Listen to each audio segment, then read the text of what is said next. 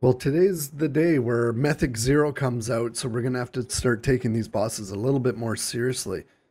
This was a few days ago, and I was running City of Threads, and I wanted to share some of the moments.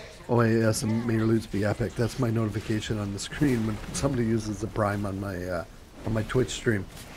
We're still celebrating all year round.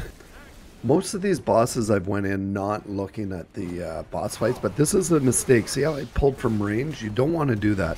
You want to go in and literally, as a group, face them because see this purple circle around him? If you step outside the purple circle, you'll see that purple line, and then he pulls you back in. Get over here! And every time he pulls you back in, that does damage. You'll notice I do it a number of times now that I know what that part of the boss fight is, because I won't be doing it anymore. But so a lot of range can't be ranged in here. You have to stay in. And as a tank, you don't want to move him too much, like now, until he drops that on the ground.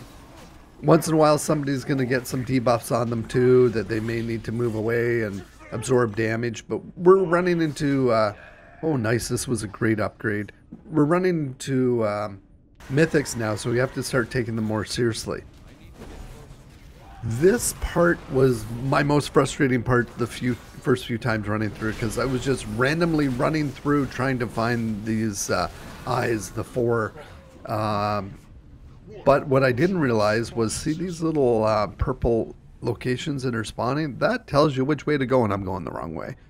That's why I was so frustrated. So if you guys didn't know this, and now you do, this is going to help you. And see how they're running to the left? Well, I'm going to go to the right because I didn't really notice it at this point. I did notice that you don't step in these little circles because that teleports you back to the beginning of the instance. But that part I find a lot less frustrating now that I know what's happening there.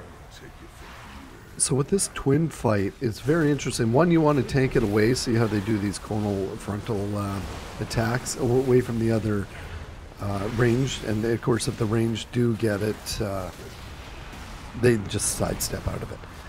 They're going to put some AoEs on the ground that you have to step out of. You'll see them here.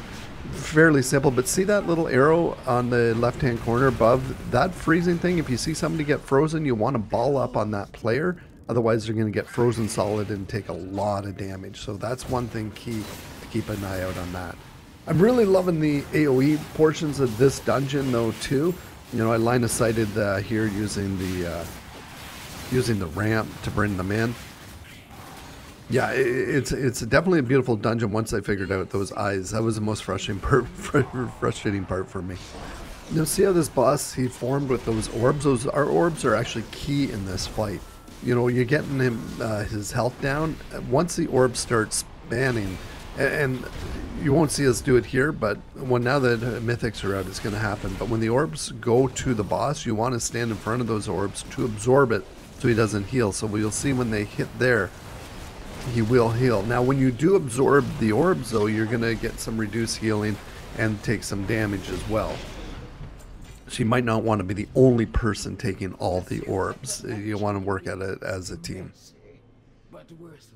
Now on to this last boss. If you see any orb-like shifting anomalies, you want to obviously not stand in these orbs. They'll do damage and knock you back. With her though, she's going to reach like 100 energy. You'll see the energy underneath, I believe, the purple. And we killed this boss before 100, but I'm assuming once we hit Mythic and Mythic Plus, we won't be.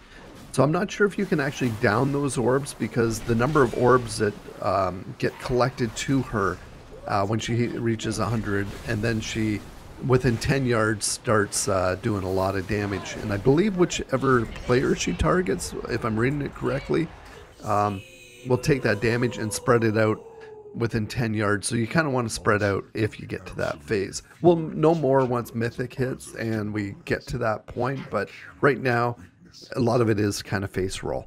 But I did want to read up on these to get ready for the Mythic. Speaking of getting ready, I have been in my downtime doing some of the pet battles because I want to start collecting some of the level 25 pets in the higher end zones. I had never done it back in the day, and so I am doing that as well. Thank you all for watching. If you're interested in seeing more, swing by the stream, hit the subscribe here, And yeah, it's been my pleasure to create all these videos for you over the years, and looking forward to many more WoW memories. And we're going to AoE some old dungeons soon too, so don't worry about that either.